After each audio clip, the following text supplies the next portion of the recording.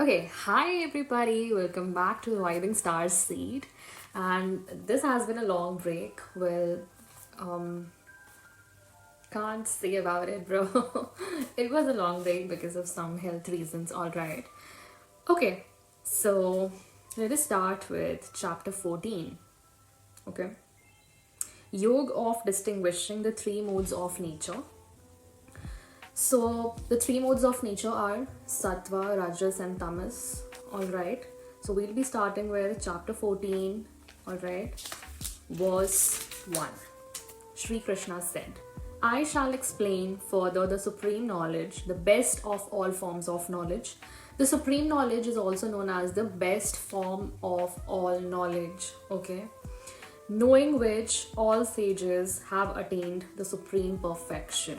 By knowing this best of the all forms of knowledge, we attain the supreme perfection. Okay, this is also known as the supreme knowledge, and the supreme knowledge is given by the supreme soul. All right, the supreme source, that is the God. All right. He says, those who take refuge of this knowledge and attain my nature are neither born at the time of creation nor disturbed during the dissolution. Now, according to this verse,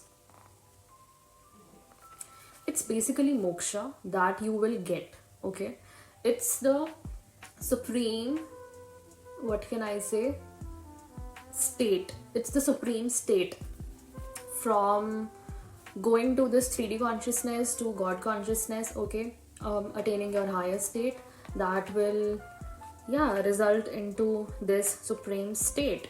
All right. Yup. Those who take refuge of this knowledge and attain my nature. So he says that as I am the supreme soul, you can also attain the supreme state. All right.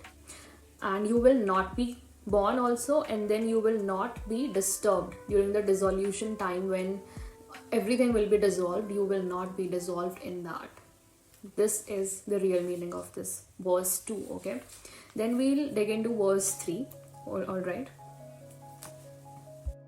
Now he is telling about the primordial nature. Okay, he also says that his primordial nature is equal to the great Brahma. All right, great Brahma is the womb.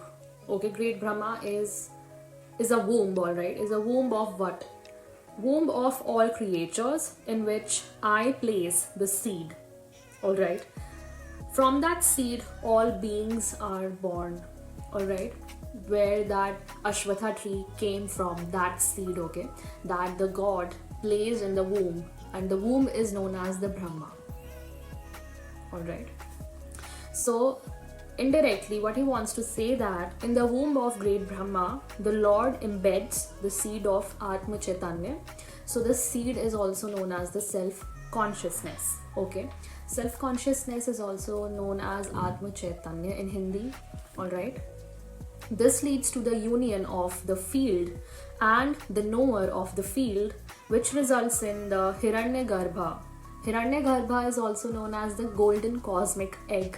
All right, from which emerges countless beings like the souls. Okay, us. All right, we are those countless beings who emerge from this Hiranyagarbha, right? All right, moving on to the next verse, that is 4th. All right, he says all wombs and the forms that manifest from them emerge from the womb of the great Brahma. All right, all the wombs and the forms of us countless beings, us, okay, we emerge from the great womb of the Brahma. Okay, and I am the seed giving father. All right, he said I am the seed, the giving father. So he is the father, he is the seed from which emerges countless beings. All right, and that concept of the ashwatha tree, that is the tree of life. All right, the tree of life emerges. All right. Yep.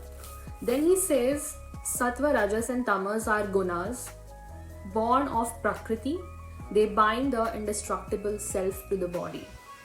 So these are the three material nature, okay, in the gunas. Okay, and they bind the indestructible self. Now the indestructible self is the supreme state, all right, and the supreme state resides in the body, all right. So Sattva, Rajas and Tamas is what are gunas born of the Prakriti. Prakriti is nature. So these three are in the nature. These are born out of the nature. Alright, and they bind us. When we are born, with these natures. Verse 5 to 6 says, O Anagha, of these, Sattva is pure, illuminous, and free from sorrow. It binds one to joy and the knowledge through attachment. So, see, gunas are born of Prakriti and they bind the indestructible self to the body. And of these gunas, Sattva is the purest, okay? Why it is the purest? Because it is free from sorrow, okay? It illuminates yourself, alright? It takes you to the higher self, alright? It binds one to joy. So, you are always joyful in that state. And knowledge through attachment, and knowledge also, you will get the knowledge of the supreme state, supreme soul, all right. So he says, O Kaunteya, know rajas to be the nature of passion springing from the desire and attachment. It binds the embodied self to action through attachment. Now see, rajas is binded to the action, all right, action through attachment, and not knowledge through attachment, all right. This is sprung from, it originates from the desire and attachment, but not something about knowledge, right? Knowledge through attachment, that is only found in Sattva, okay. Yep.